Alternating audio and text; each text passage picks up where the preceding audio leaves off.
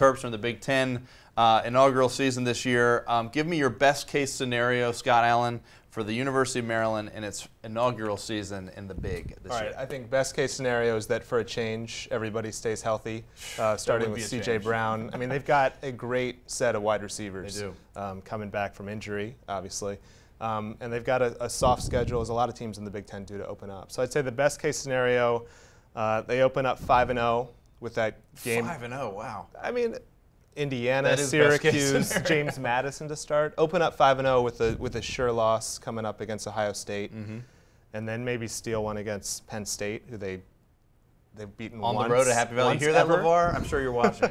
We're gonna go to Happy Valley. Sorry, go ahead. 135-1 all time against Penn State. So that would be a great, excellent case scenario for Maryland, and I think it's harder for them to improve on last year's.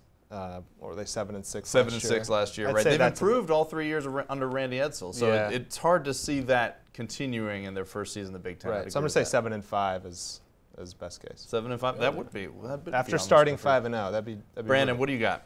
I say best case 5-7 because like Scott said, their schedule is backloaded. You got once you start that Ohio State stretch, you got Iowa at Wisconsin, at Penn State, Michigan State at Michigan. Yeah. There's no way they win any of those games. So it's gonna. I mean, I'm not trying to hate on them, but it's gonna be rough.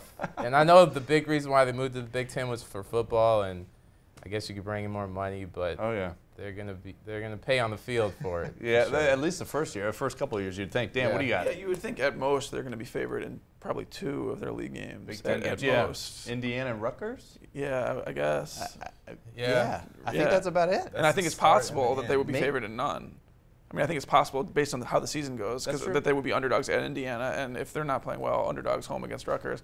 I would say 6-6 seems like a good best case scenario to me. I mean, it's just hard to envision them winning more than 2 or 3 games in the league. But Big Ten Network's Tom Dienhart has Maryland as a sleeper pick to finish 4th ahead of Penn State, Indiana, and Rutgers. What do you have as a best case? I actually think 5-7, 6-6 is about right. I don't think that there's much.